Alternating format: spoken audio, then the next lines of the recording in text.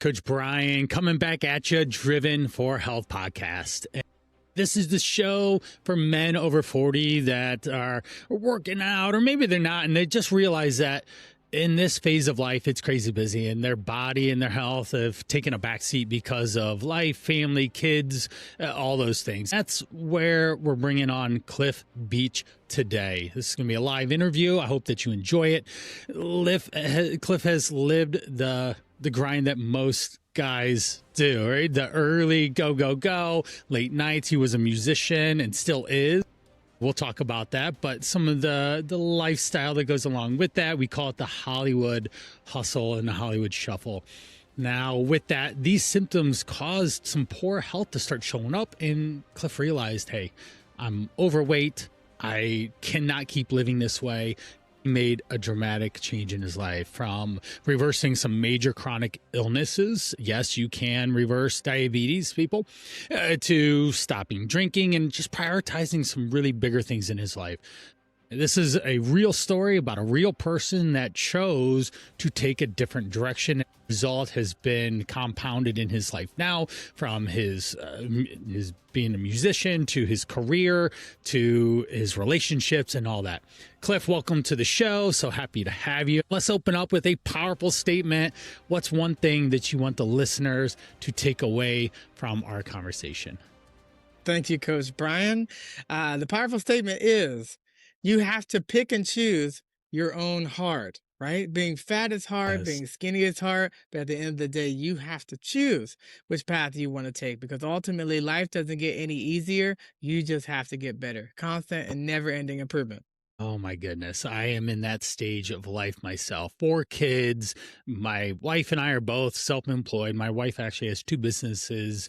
She's a travel agent and sending people on bucket list trips and does some other things. But this is what I do. Oh my gosh, the day-to-day responsibilities stack, and life, if I don't have skill sets, then I quickly fall behind and get caught up into the shuffle of not taking care of myself as well. We had a pre-conversation here and talking about the Hollywood shuffle, the lifestyle that you lived early on that created not great habits and behaviors. Describe that? What's the Hollywood shuffle?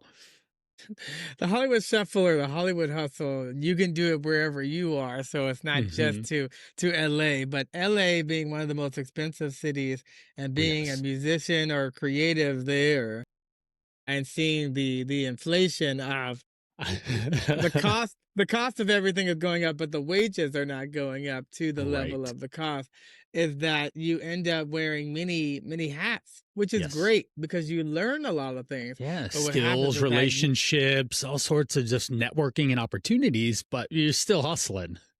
Yeah, and the thing is that you forget, even though you expand and want to do more, you're not a robot. You're a human being. You have to power down at some point, or your body will scream and yell at you at some point, when it was whispering at first for you to pay attention.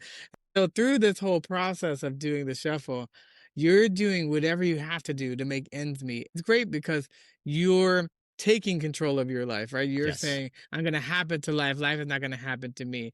But it's still hard. It's still difficult. So one is figuring out, how do I create the ecosystem and build out that and have the sustainability and enough income and enough gigs to be able to do that, especially being self-employed. And for the musician, the hustle is knowing that you are self-employed.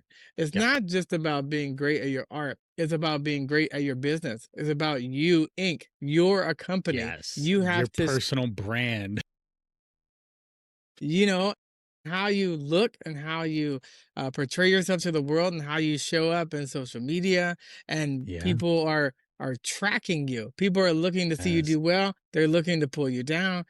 So the hustle is, you're all the things all the time, but being everything everywhere all at once is a great movie in Hollywood, but it's not a great life because the chaos just becomes, you're not going to be able to keep up with ever growing demand. Like at some point you as one person can't scale.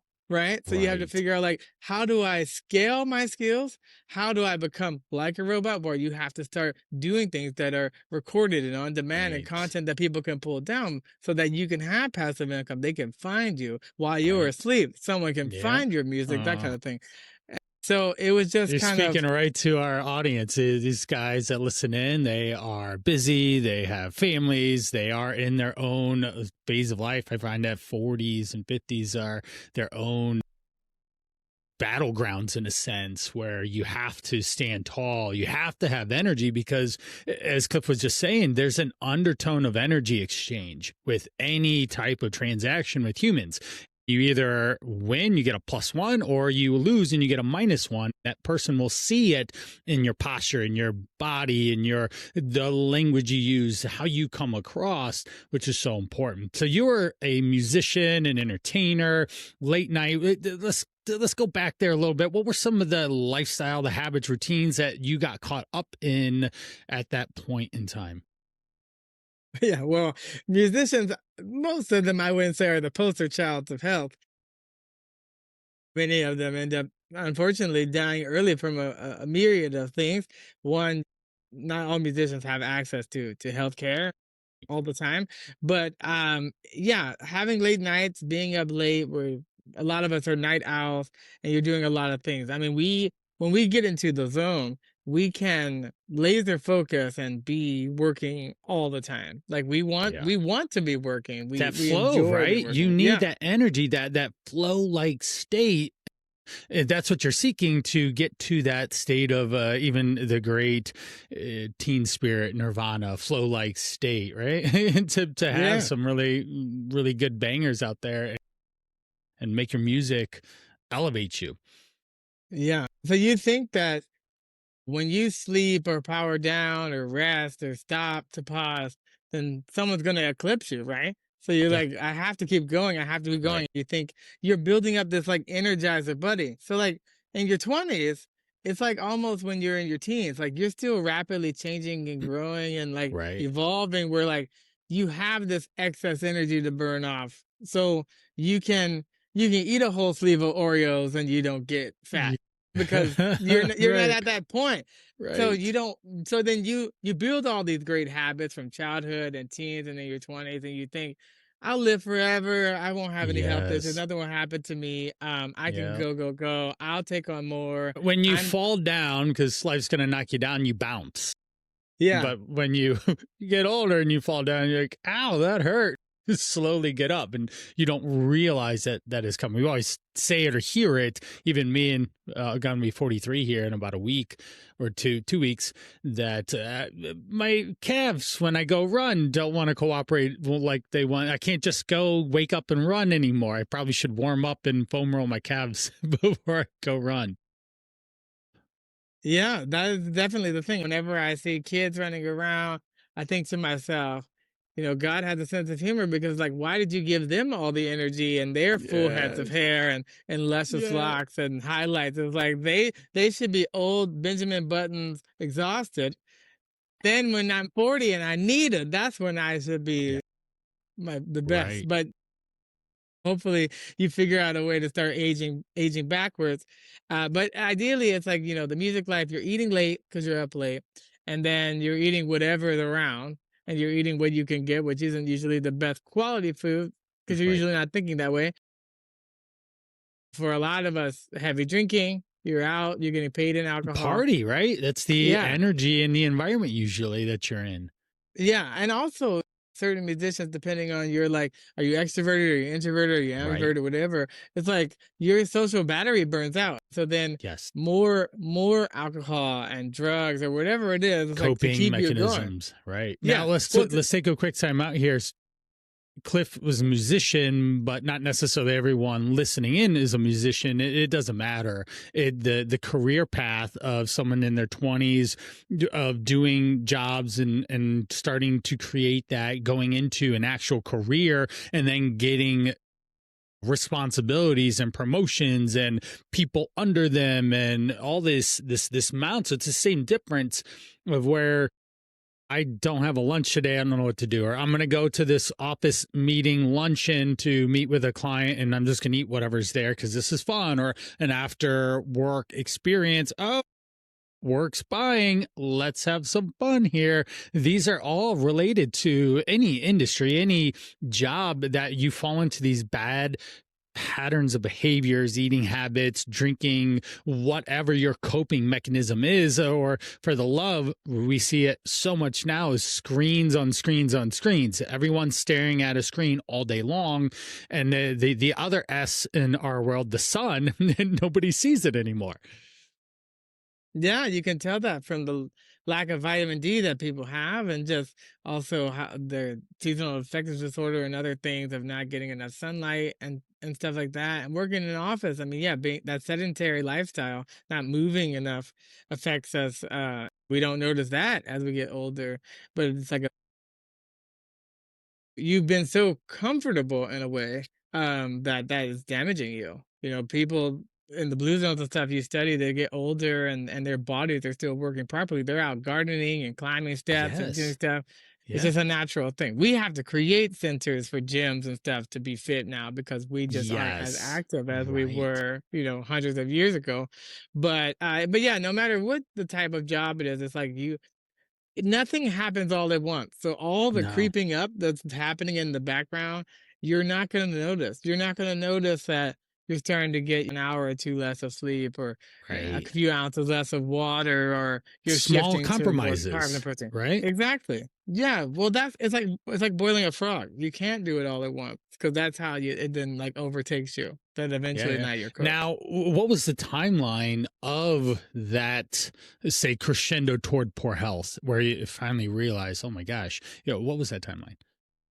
It was creeping up, like, in my 30s, I started to slightly feel it, and you yo-yo, so you start to make some changes, you have some good months, you say, "Okay, I'm gonna get to the gym, I'm gonna get a trainer, I'm gonna get a nutritionist, I'm gonna, like, tackle it." I did many cycles of, like, "Let's do South Beach diet, let's do" you're trying to figure Good old out, like, Tony "I wanna do Horton. something." Yeah, yeah, yeah. So you're doing all these things, and then but you're realizing it for years, I didn't realize that diet, the way that humans use it, is like the antithesis of what diet is in the scientific community. That diet Yes. for animals is like what they would naturally eat and gravitate to. Yes. It's not the junk and food science Yeah. that we've created. Yep. The thing is that you have to, as an adult, you have to push back on everything that you were sold. Everything you have to assume was a lie, and now you have to go search for the truth. You have to reteach yourself. Like we all grew up on the food pyramid. Yeah. Now we Yeah, know it was a exactly. myth, right? That it was Right. lobbied and people paid for that. Yeah. It's like Let's now, let's jump into the word diet itself. When we say the word diet, people think South Beach, they think Mediterranean, they think Atkins, keto, paleo, the paleo diet in a sense. To me, we're any person I've ever worked with, we're using science-backed information around nutrition to implement the foods and the choices and the portions into the diet, the foods that you eat, to then get the look, the feel, the body that you want to live in with the energy and the anticipation and excitement of what your life should look like. You want to be able to keep up. That's a big tricky thing, right? We've been sold that diet is this diet culture, this I have to withstand this or not do that or restrict or just not eat or whatever to lose weight in a sense. yeah, you're correct. I mean, it's not a short-term solution as what was pitched to us. It's a lifestyle. It's like this is what you're going to be eating for life. So you need to pick something and adapt and adjust and improve on that. Something that you can live with. For instance, like if you go on a diet and they're like, okay, this is the sardine diet. Well, if you don't like sardines, like, that's not a great diet for you. Also, like one food all the time, no matter what it is, even a great thing, will have lack of benefits at a certain Yeah, point. You'll get too right. used to Chicken, it, and broccoli, and also, rice is only going yeah, to provide the micronutrient of chicken, broccoli, and rice. And you might be deficient at some point in other ones because of lack of yeah. variety or color. And you're not even getting into like the microbiome that you need like Right. 40 different varieties of things to help your gut. And then that your gut is the second brain It's important to be able to focus on a lot of things that are healing the gut. You might not know that you have leaky gut or deficiencies in certain things and how that affects your energy Right. and the Right. not only are you overworked by the abuse of just what you would normally think of as abuse, but it's the abuse you don't see is that you in the background, your gut and not fixing that for 20 years is going to have a Right. lot of different Right. things. And if you're like, okay, let me start working on it. Again, the word abuse, let's define it. We think of a physical abuse or something.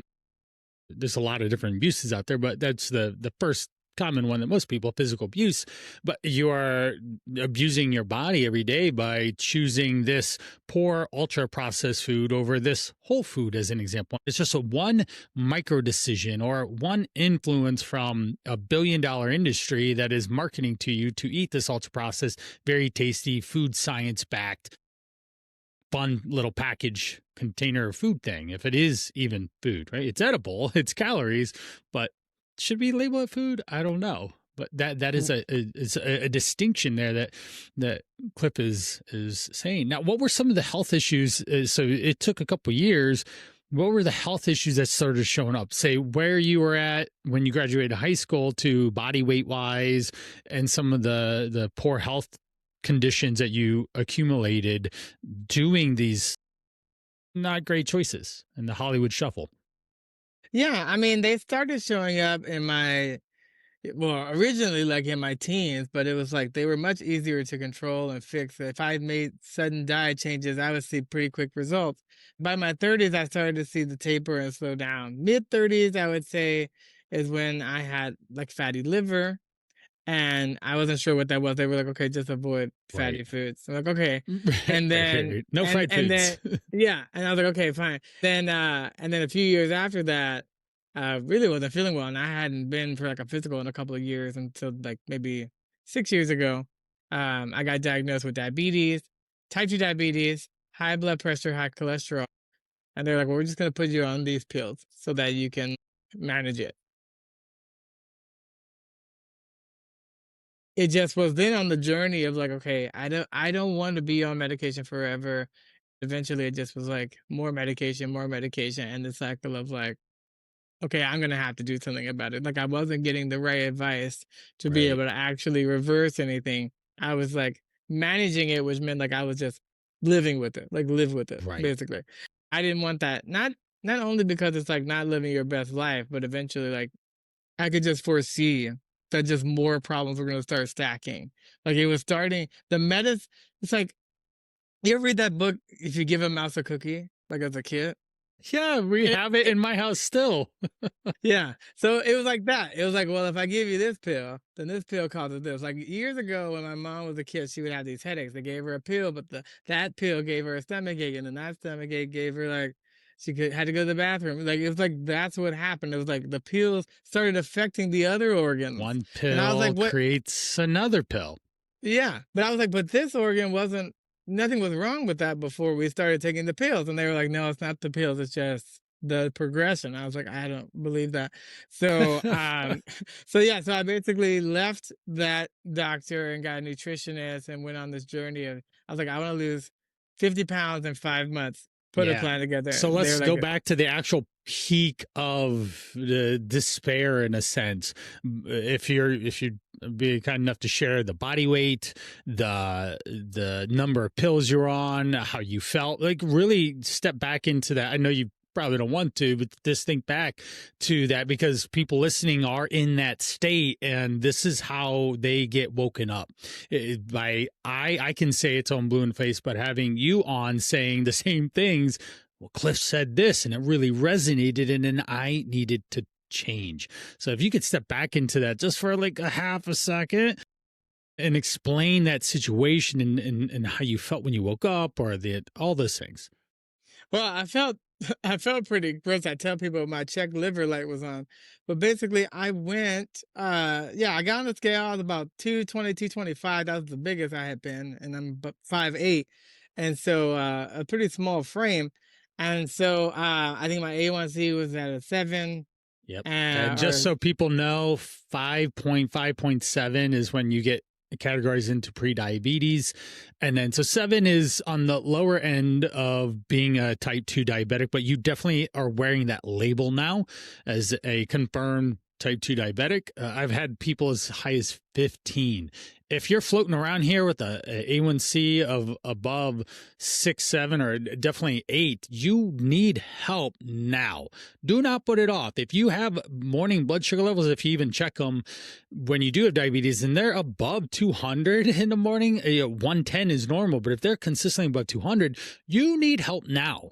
Just want to call that out there to the people that, oh, it's only a 7. No, he's describing he's a diabetic, and that's the takeaway we want to just like label here for a second. And he's like, I don't want to wear that label the rest of my life or take medicine that's associated with it.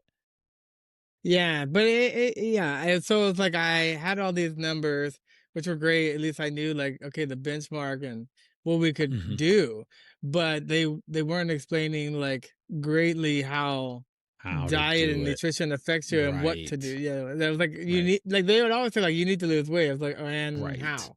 Right. And I want to throw in a little caveat here. Our healthcare system is designed on triage in a sense. If Cliff comes in and he's exhibiting these issues in his health, I can give this pill to then solve it tomorrow.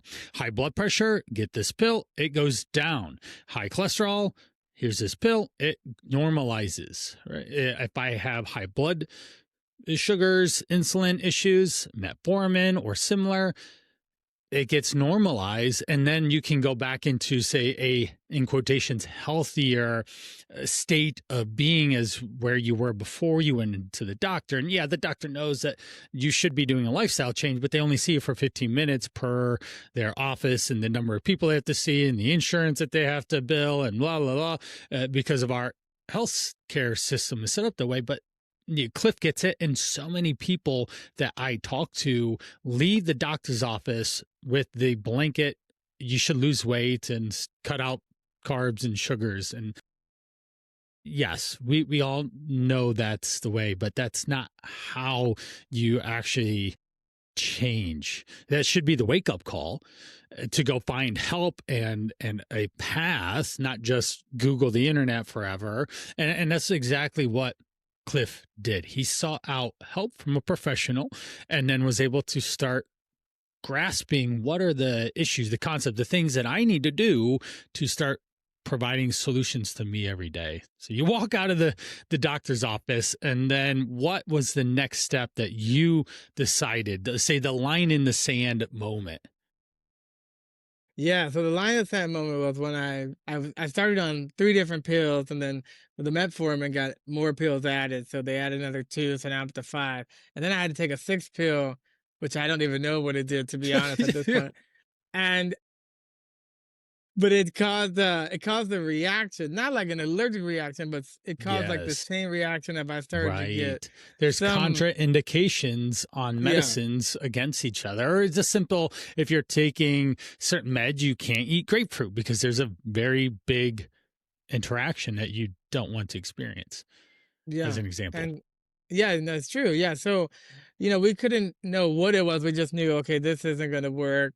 And then it was kind of like pitched, well, you need this pill. I was like, well, I can't take that one because it's affecting the other ones, and I can't not take the other ones. I'm just gonna have to figure out how can I just get off all Yeah. pills. That was Right. my goal. And Right. I had a lot. I still keep them even though I don't take them, but I keep the bottles so I look As at them and I'm like, remember when visual. you used to take all those Yeah. pills? Right. And so yeah, the crazy thing is that, so with the insurance that I had at the time was with that doctor, I had nutritional counseling as a part of the insurance, but they never referred me to anybody. I just looked it up. So this is in my network. Let me Right. do it.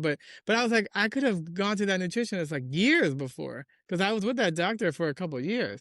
And I kept saying every time, I'd like to get off medicine. They're like, you need to lose weight. I'm like, how? And then nothing happened. So I think, you have to become your own advocate. Unfortunately, it's your body, Yes. you live with it, and it's like Yeah. that. I had a friend that took her dog to the vet, and they had a paw problem, and they were like, "Well, we could just cut it off." I was like, "Because that's not your foot.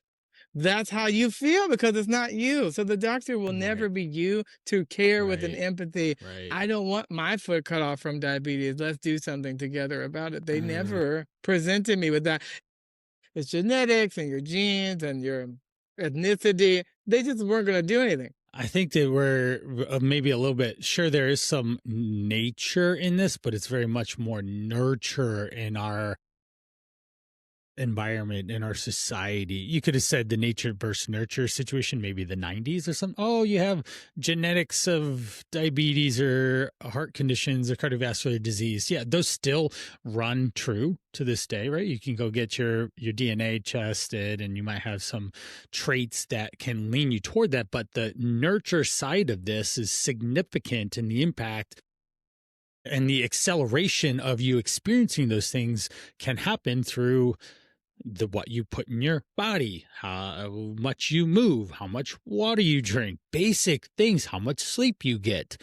And just getting to some of those basic things can make a big resolve the issues. So you took some action, you found a professional, which is key. If your check liver light on or check engine light is on in your car, you're not going to YouTube it and figure out how to do it. Maybe you need to figure out how to change the air filter. Yeah, that's pretty easy, right? You don't need to pay the oil change place an extra, $15 upcharge just to push the inside thing and slide it in and out, right? You can do that yourself. But when we have a large number of weights and a number of chronic illness or medications associated with that, you do need professional help with someone who does this for a living. And also just the accountability, knowing that I had to show Totally. up and go over everything with this person, and knowing I'm a truthful person, like Right. I'll do it because I don't want to show up and be like, oh, I didn't do it. This Yeah. didn't happen. Yeah.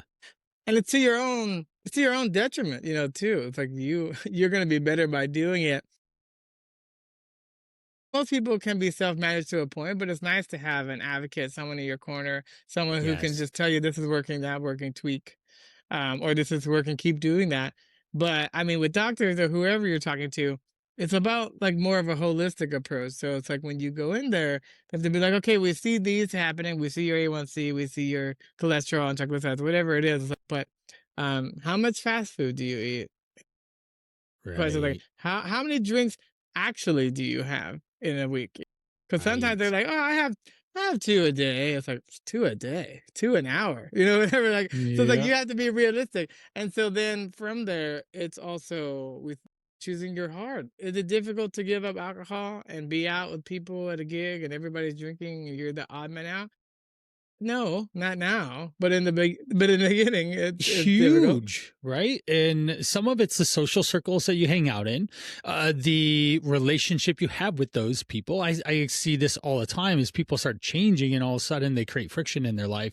We don't have to do that. You don't have to lose your friend group. You just communicate to them differently and you have a different lens in which you're viewing the world through of a healthier lens in a sense. And you going out and drinking 3 beers or 5 beers in a night is not acceptable anymore because it doesn't work for you. It doesn't take you towards your health goals. It takes you away. And humans in general are self-preserving and we want to live as long as we can and as healthy as we can. But in that one moment of time and experience, we don't see that. We don't experience that glimpse of, hey, you're 3 deep, you are pushing toward 5 if you're not careful. Oh yeah, let's not forget the 1,200 calories you can have in the burgers and beer alongside because it just sounds good.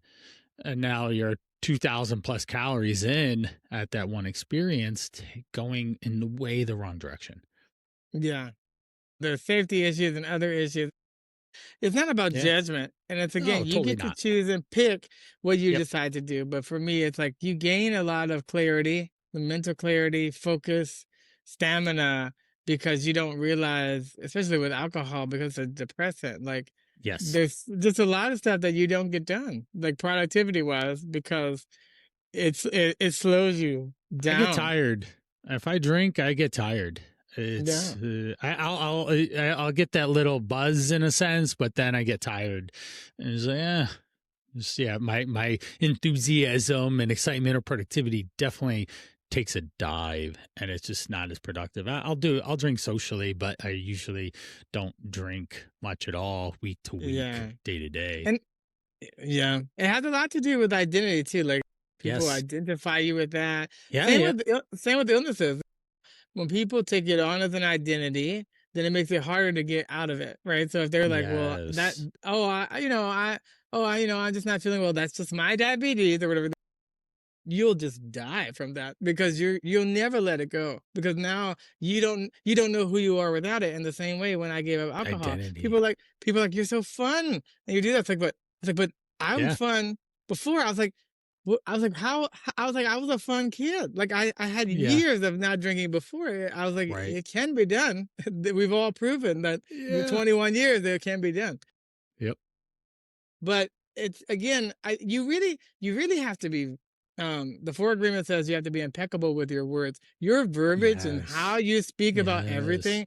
It will show the trajectory. And you have been a coach a long time. I've coached people in different arenas, and what I've learned is like there was a guy. And he talked about all these couples, and he could watch a video and be like, he could tell if you were going to get divorced. Like he just could tell, like Yeah. from how you spoke. And in the Right. same way, I can tell talking to a person if they're ready, if they're serious, if they're gonna follow through Oh yeah. by the I've words they use.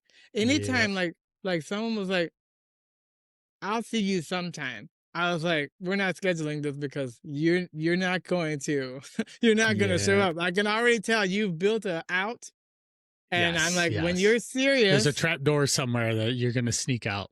Yep. yeah. And so when you're serious about it, because that's the thing, every time I do something that's like people would say an aggressive plan, I was like, I do that because you're either in or you're out. I was just telling a woman the other day, I was like, is there a way to be half pregnant? She was like, what are you talking about? I was like, you commit? You either are or you aren't. That's how things work. And she's like, I totally Yep. get it. I was like, yeah, Yep. you have to be full Yeah. in, hokey pokey, whole Yeah. self in. Otherwise, it doesn't work. I use that term waffling. You just waffle back and forth. You actually don't make any progress at all for an intermittent amount of time because you feel good of taking action and then you start to coast. This is just a human it's human biology. Oh, I'm getting really successful now. Then we take off the edge of just paying a little extra attention or doing the thing a little better, and all of a sudden you're coasting and you slow down as a result. And then you get motivated and you just really don't change. And you do have to have some guidance parameters and say accountability. You probably heard this so many times. I know what to do. I'm not doing it. And as you coach people and I've coached people, all you got to do is get them to trust their word. If do the things you say you're going to do so that you trust yourself, and in those moments of time when you need that absolute trust from you yourself and not someone else, that's when it's important, because you could have the best, world-class team behind you, but if you're not going to trust yourself in that moment of time of following through on that thing that you said you're going to do, then it doesn't matter the expertise that you have behind or whoever there. It's really important is we have to have very frameworks or patterns or routines, habits, and humans just do better when they have parameters to live by, more structure. Everybody wants to be willy-nilly with their time, but what happens after retirement? If someone's not organized in structure, they die quickly. Unfortunately, they all their life savings go out the door because they're in poor health and they don't actually get to experience it because of the lack of structure and just being social or whatever. Yeah, I mean, it's hard because there's a lot to navigate. There's a lot of moving parts. There's a lot of pieces. But yeah, I mean, having a plan, setting goals, when that goal's done, setting another one. I think the main thing that I always explain to people in terms of perseverance or what they call true grit, it's doing it when you no longer feel like doing it anymore. Because you're gonna Yeah. you're gonna plateau. Yeah. You're going to have great success and then not so much success. You're gonna have days where you don't want to go to the gym and you don't want to eat those foods and you don't want to go do your steps when it's raining outside, but you have Right. to. You made a Yep. commitment Yep. to yourself. Like if your kid is stuck at the park and you're gonna go pick them up, like, do you want to go out in the rain? No, but you made a commitment. They're depending on you. But Yes. your inner kid inside of you is depending on you Yeah, to make these it choices. reminds me of a gentleman I worked with, Bill, and he was so time tight in his schedule because of he owned a business. He had lots of outstanding responsibilities to clients. He was in finance, so he managed a lot of money.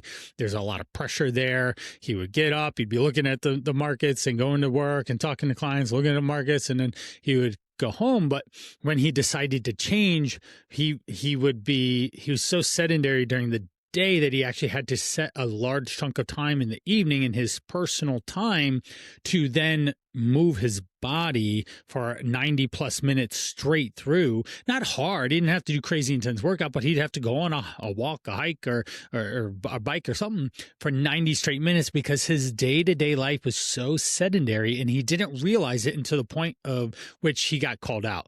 And I said, hey, can you move 10,000 steps? It's actually one of my things. They call it the million step challenge. And in case steps over 100 days is 1 million steps. And some people never believe that they can move that. But if we have a plan and organize and time and we make intentions, then you can actually accomplish that. It was just a big thing that a lot of people do, and they don't realize that their normal patterns of behavior are so sedentary or so counterproductive to taking care of their own health. You might need a third eye or someone peeking over your shoulder in a sense to get you out of your own way and unblock you. Yeah, what were some of the other? Go ahead. It's a reframing too for this person. Oh yes. So it's like, he was so busy that he had to carve out like his personal time. It's like, well, great, it's your personal time. What else would you do better than that for your body? And go then sit from there and stare at a screen. Yeah, it's like, well, if you're looking at the markets, you can tell this is a good thing to buy or not. If you're looking at you and your health, would you buy that? Exactly. No Get out there and do the steps. Do the steps. Right. Even that, whether say you're in a relationship, right? Even if you're in a committed relationship, you still want the other person to buy into you, and you want to be a marketable asset that they have and that they leverage. You don't want to become the person that they are the caretaker for. That's not a good relationship or at all when it comes all said and done. And this gentleman was in his 60s when we finally snapped him out of it and made some pretty dramatic changes just by restructuring his day. Nothing hard, just getting more walking, more water, more movement, more focused nutrition. When you were going down with, say, the nutrition help and all, what were some of the food changes, the daily patterns of behaviors that shifted most for you that had made the biggest influence on getting down 50 pounds? Yeah, I mean, I was doing intermittent fasting, and that really helped.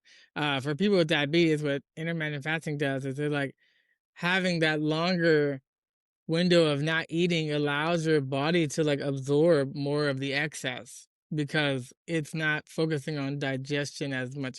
People don't realize that digestion is really difficult for the body. That's why in fight or flight you stop digesting. Yep. And so you don't realize those autonomic responses take a lot of energy.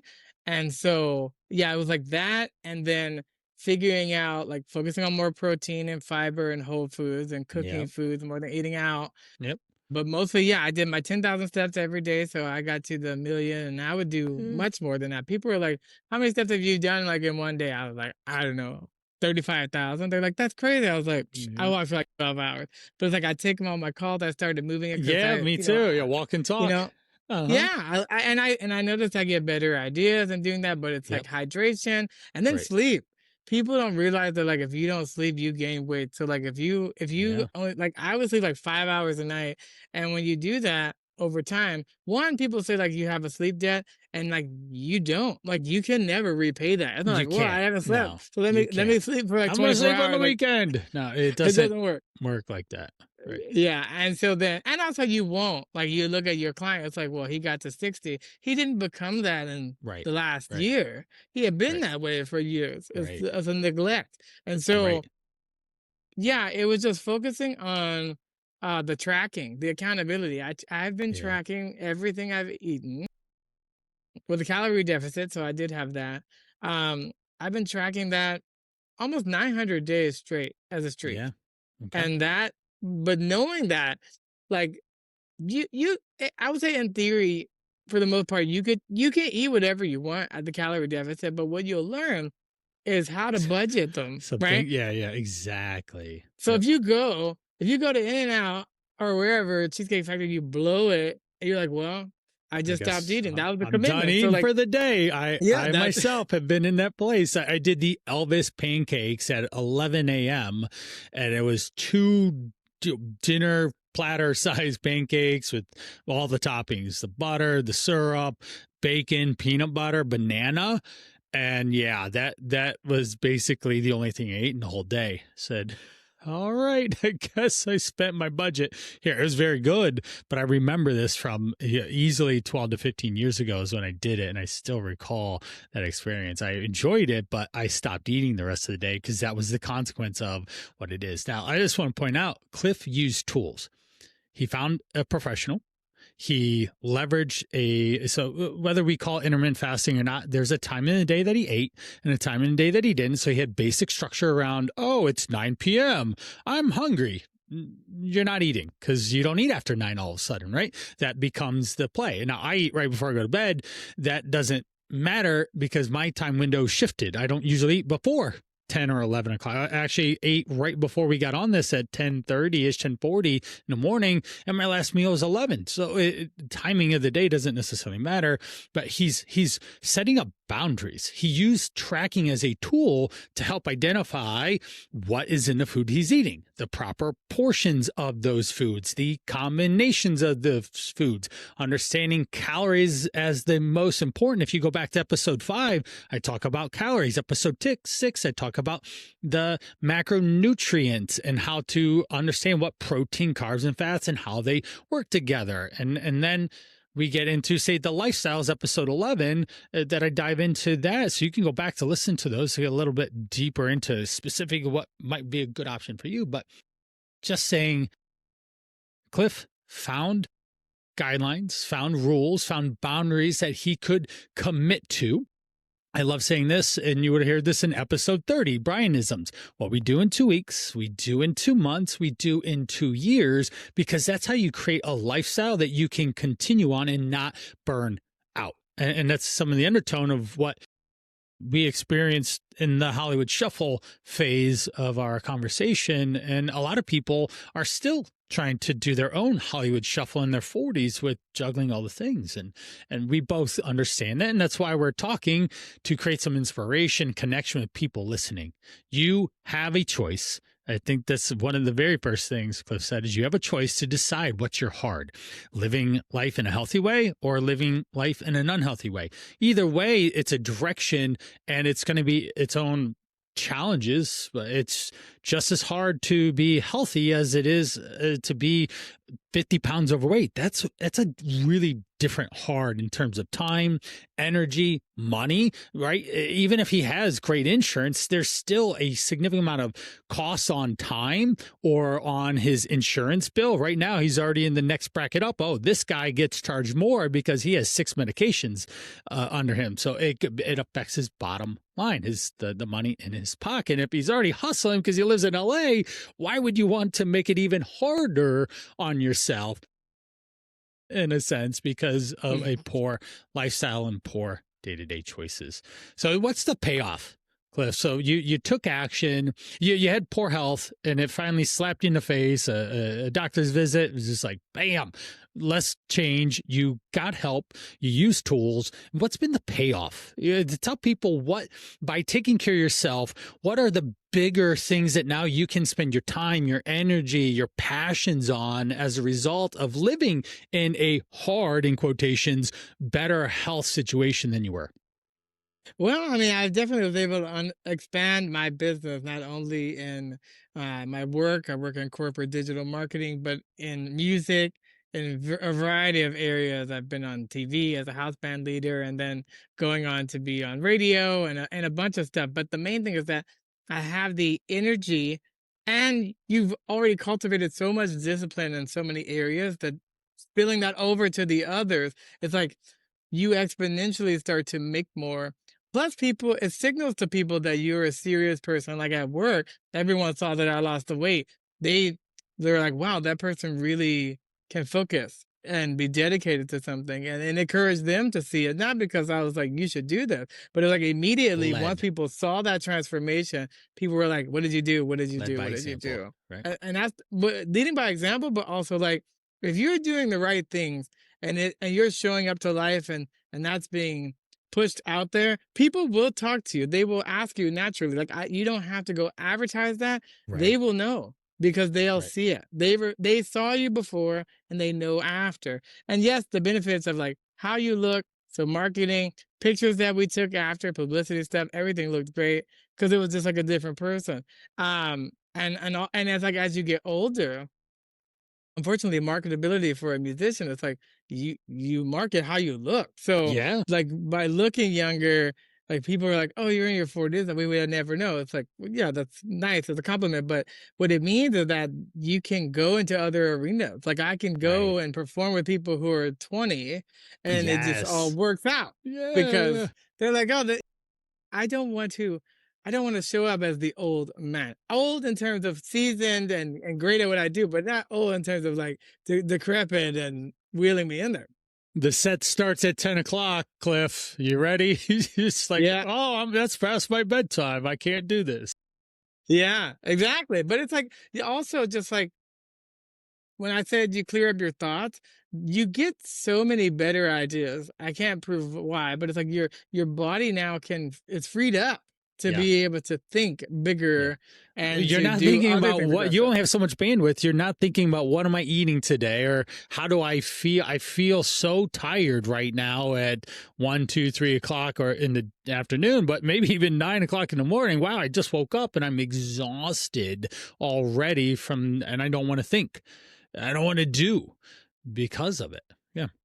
And your attitude and your temperament changes too. It's like you have the energy to withstand what's coming at you without taking it on. So it's like dealing with people and other things. It's like you have more capacity to listen. Like you don't have this overwhelming feeling as much because you've taken it. Especially once I started doing like a lot of Tai Chi and Qigong and stuff in the morning, I'd wake up at 8 a.m. and start my day at 9.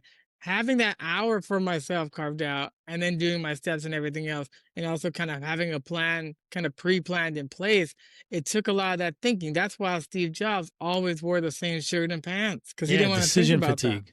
Yeah. Yeah. Decision fatigue. Some of the key components that Cliff is talking about resonates with the underlying protocol that I use is MFP, movement. Yeah, movement is energy, food choice, and portion control. That's all that Cliff did. He just found it in an organized package and some accountability to make sure he did the things he knew he needed to do in the first place in a longer term sustainable way. I think that's what both Cliff and I are saying here in direct alignment of find a path, not a diet, but a pathway of sustainable lifestyle that actually bears the fruit of the effort, which I've seen when people get more productive and are more successful. Your credibility, your energy, your magnetic personality starts to shine and opportunities come your way. Definitely. And it's like Zig Ziglar, when he was making his first book, See You at the Top, he was like, I have to lose 40 pounds because he was like, people are going to poke me in the stomach, that lard belly, and be like, do you believe what you're saying? Like, you want us to live our best life? Are you doing that? And that was something that I thought about too as I got into the self help space and other stuff. I was like, people are not going to believe that you believe we can all live our best lives and have energy and vitality and happen to life if you're not showing that outwardly. And so, but it's a journey. Right. It doesn't mean that you're going to get it perfect all the time. And the same way with 12 steps or sobriety, it's like if you fall off, you just get back on. I don't know why we created this all or nothing. Like, well, I Right. either do everything right or I do nothing. It's like, well, that's not going to be a great life. It's like you're gonna eat the wrong thing at some point. But by having that trackability, you can now go back and look at it and say, oh, that's what I ate. Then I didn't feel that well that day. I'm going to do something different. Because whenever I was doing different types of journaling, you would always be like, what am I grateful for? And like, what Yeah. would I like to change tomorrow, right? Because there's always something that can be Of improved. course. But ultimately, it's not about the right thing or the wrong thing, but it is about choice. And what I mean by that is that you choose your heart, and most people will say, "Well, then I just won't choose." Then you've chosen by default. Either way, you Yeah. have to make a You're choice. making a So if you choice. don't make the choice to do the right thing, then you've already inadvertently made the choice to do the wrong thing. And I will also say, when I was in business school at Pepperdine, we had this guy who created. He had committed a white collar crime, and now he was like rehabilitating by telling people about like ethics. And basically, he was like the time and the place and the choice to be an ethical person is years before the ethical dilemma comes in front of you. By the time Yes. that happens, you're already gonna do the wrong thing. In the same way with food and with exercise, you have to make the right choice way before the days are. You have to know waking up, Yeah. I'm going to put the running shoes on and get out there. Because then if you don't, Mel Robbins said 5 second rule, 5, 4, 3, 2, 1. If you're not shoes on out the Mel door, you'll Robbins. find 95 reasons not to do it. Uh-huh. You need one compelling reason to do it because you matter. And putting the Yes. mask on yourself before anybody else, it prevents you from being that liability that we talked about, that now you're not going to be able to help your family. And we know ultimately the men that are in this space, you're here for the reason to be better, to be the provider and help your family. And all those things are great. And this is going to give you the tools to be able to do it. Yeah. Oh my gosh. That is amazing. He's said it very well. I hope that you were listening. You can rewind it actually if you need to hear that played back. Now, Cliff, let's wrap it up. You just gave a really good reason of why they should do the thing, which is take better care of themselves. Now, how do we find you? What are the things that you're doing right now so people can learn a bit more about who Cliff Beach is? Awesome. Well, everyone can go find me on my blog, fihustleandflow.net. We do 5 articles every week for free. Hopefully, that'll get you to go check out one of my books. I have Side Hustle and Flow, which was the first one, Shape Up, which tells you all about the health journey. And now in February, we'll be releasing the Daily Grind, which is little bite sized chunks of prompts that will help you move the needle forward. 365, because I believe it's a daily choice. You wake up every day and Yes. decide to reaffirm that choice, but ultimately it's micro changes. It's like, when you do all these things, don't try to do all the things at once. Like, it's like I became sober, then I worked Right. on diet, then fitness. Like, I didn't stack it. If I did them all together, I probably would have failed. So it's like, try to slowly build the habits, and then from those habits it creates a snowball and momentum. But just keep doing it, keep doing it, keep moving forward. And you're not going to die on a diet. I know that it's in the word, but ultimately, like, Right. you will not starve. When I cut to 1,500 calories, I did not starve. And I want people to be clear. If you feel like you're starving, that's just your body saying, like, I've been addicted to sugar. Yeah. Right. And that's the Yep. thing. You can become sober from alcohol or drugs, and there are Or programs for sugar. that. But Yeah. you need to be sober from sugar, white Right. sugar, table sugar, whatever it is. It doesn't mean you never have it. It just means true moderation.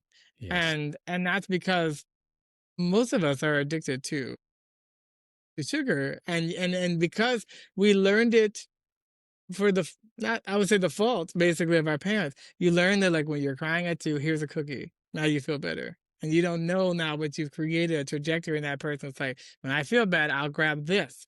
It's like, no, when I feel bad, I'll go walk.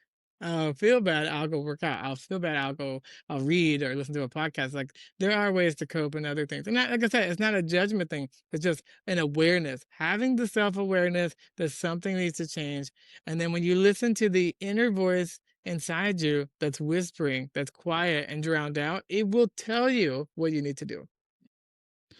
With that, Cliff has said it very well. You need to listen to yourself to be able to get past all the crazy busyness, all the attention seeking that everyone is doing, trying to grab your eyeballs, your bandwidth, your capacity to do anything, any type of self thought, and to take care of yourself. Because if you're not taking care of yourself, someone else is influencing you to make other decisions, and you need to be in control of yourself. Now, if our conversation hit home, then the takeaway is that Cliff didn't get lucky. He was intentional, purposeful, and he had a huge reason why to get out of the situation that it was in. He outsourced the initial load of getting healthier by finding a professional. He got away from the prescription. He got away from the poor health situation or the labels of that. Being a diabetic, nobody wants to walk around being labeled that way. And he found a path that created sustainable long-term success. And everyone's path is subtly different. I've worked with thousands of people over the last 23 years doing this, and we're all doing the same thing. We're focusing on movement, food choice, and portion control, but we have to do it in a way that blends with your lifestyle. This creates a long-term successful cascade of opportunity for you and confidence in your career and your relationships closest to you. This is the pattern I see all the time. And that's why I focus on men's health, because you are the leader of your household. You are the person in control, the one that everyone is looking toward. And for me, I have 4 kids. My wife, I have to stand tall. I have to stand proud. I have to be able to take a deep breath in and be able to make a good choice in the moments of challenge or disruption or just crazy of having 4 kids. Now, if you want to learn more about Cliff, I'll have his side, hustleflow.net, and all his links in the show notes. His book, Shape Up, to hear his and read his inspirational story here. The Daily Grind will be dropping here, so you can get on his email list to be able to do that. Now, lastly, if you found this episode valuable, leave a 5-star review. Cliff and I would love to see that. I'll share the impact that Cliff had on you of making a decision to change for the better. All right. Well, this is today's episode of Driven for Health. I hope that you enjoy some more of these guest interviews. I'm going to be bringing on a lot more as we go. This is episode 41, and thank you so much. We'll catch you in episode 42.